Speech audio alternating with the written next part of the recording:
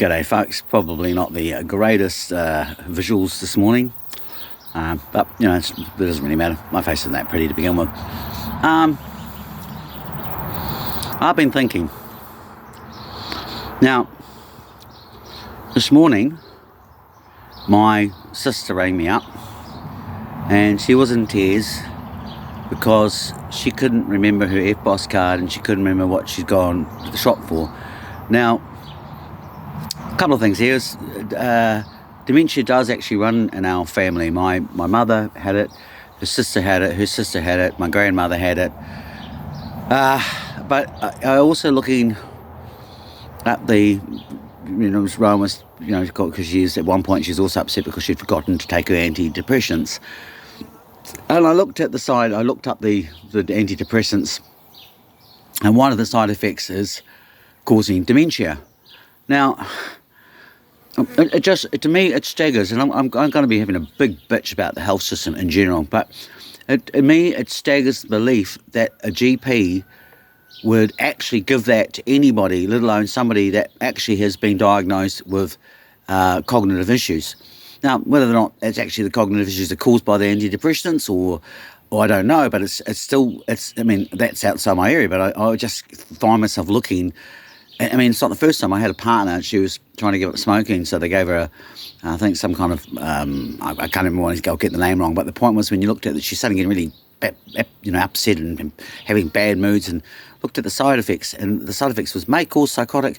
And you're going, what world? And did any GP think that giving that sort of medicine to somebody is actually a good idea? And what blows me away is that from my experience and from these cases beforehand, is that the GPs actually go, when you tell them that, they go, oh, I didn't know that. And then they turn around and they issue something else, which again, they don't actually bother to look up all that. They've just become glorified pill pushers. And this is not, we go through all the situation of 2020, but before that we had Pfizer with the $10 billion settlement for them, along with Johnson & Johnson and virtually all the usual other suspects, knowingly providing opiates to people that they knew would actually ultimately cause death. And this is we're going, for the sake of profit. It's not a case of theoretical. They are actually killing their bloody patients. And you kind of wonder of how many people on antidepressants today who are having these issues of cognitive. And you think, well, gee, that's bloody convenient for a government that's trying to... they not even go down that rabbit hole.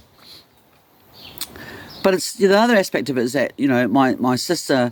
Her GP, she's based in Karitani, she's getting these issues. There is no support for her. There's nobody coming to check on her. There's no one saying, hey, look, we can provide you with this for you, we can provide you with that. I get sick thinking about it. I'm up here on the other end of the country, and there's really not a lot I can actually do.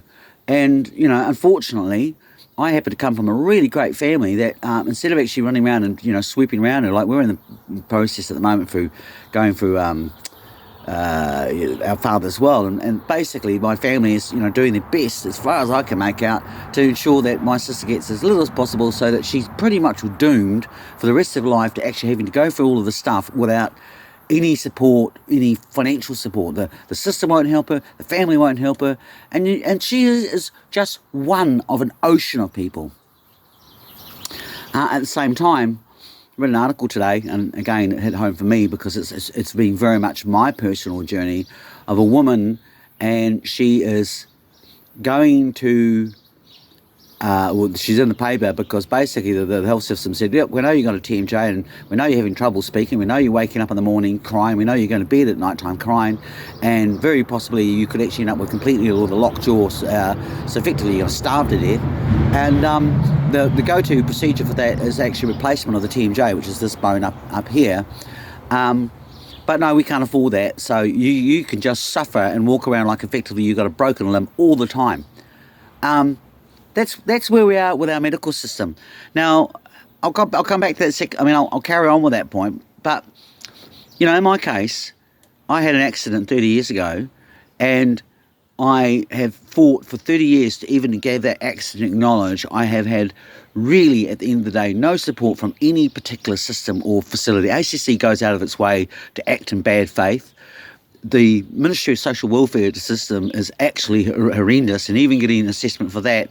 I've sat on the system for a doctor for a year who literally didn't do anything.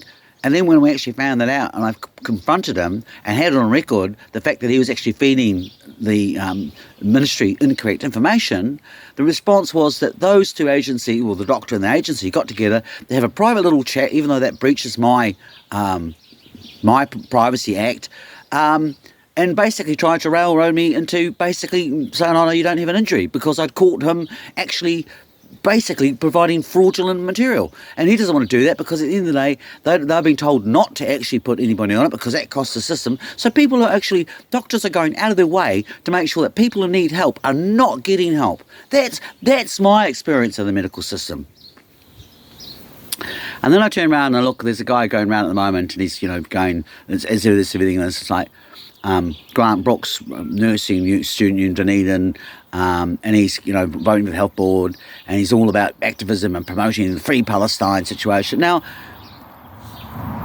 if anybody's read my books, which I have written for the last cover of this issue, for which nobody wanted to talk about, the money laundering and the arms trafficking. In fact, Aaron Hawkins, who's tied up these same progressive liberals, made a big joke about this particular, Ben Vidgen's white-collar laundering is, well, now we have the Paradise Papers and the Panda Papers and the SP Trading or Magnitsky affair, which have all vindicated completely what I'm saying. Now out of power, Labour suddenly decides to develop a conscience about Israel, even though for the last 12 years they've been actively participating in the same, literally, things like promotions of Team Emirates using the same aircrafts that are flying weapons in and out to Abijani, which are the same weapons being used to provide weapons to dictators, are the same weapons that are ending up in the hands of Islamic extremists, which have been swapped for Russian gas. The whole thing is purely hypocritical and steeped in blood. Nobody wanted to talk about that during the entire Labour period, but golly gosh, Grant Brooks from the nursing union now wants to develop a conscience about Palestine. And reality is that's because otherwise it would be actually getting people to turn around and say, well, what about all the people that are going without surgery? Why is it that we now have a death rate that's 10% higher than it was pre-2020? And they're saying they want to turn around and give all sorts of excuses and blame it on an ageing community. Let's go with that one for saying. So where's the money? Where's the resources being put for that? Where is people like Grant Brooks campaigning, say, make sure that there's better funding for the system? No, they won't do that, because that would actually show the fact that when Labour had a clear majority, it didn't do any of the things that Labour's actually meant to stand on. And now it's going around grandstanding and jumping on this identity politics to distract from the fact that it actually failed its job. It failed its voters. And again, what we're doing instead is we're bringing in a whole bunch more immigrants who actually don't know anything about the history of New Zealand. They don't know anything about Rogernomics. They don't know anything about Ruthernomics. They don't know anything basically about how our media has been, public funding for media to make it part of the fourth estate has reduced more and more ever since the 1960s, while more and more foreign players have actually been introduced into the market, so that there's less money available, greater competition, and now the idea of actually a fourth estate reporting on issues that are relevant to the country doesn't get covered. And immigrants don't know about this, so they think they're coming to a country for greater quality lifestyle, and yet the reality is that no infrastructure, including health, has been provided to cope for these people, and we've already got a system that's crashing down. Look at our roads. It's the living bloody proof. But the whole purpose of bringing all these immigrants is because that way both the parties can turn around and say, well, you know what, screw the fact that we actually haven't fixed up our medical system. We'll just bring in 100,000 Chinese and put them in Epsom, because they don't care. They think that the whole idea of the foreign social welfare state's a crazy idea anyway. We'll bring in people from other parts of the country that are more concerned about what's going on in Israel and Palestine than they are about actually worrying about the quality of life for all of us. And it's not that I'm anti-immigrant, because I feel that the immigrants are being actually robbed as well, but it's all part of this conniving neoliberal, neoconservative, gaslighting narcissism.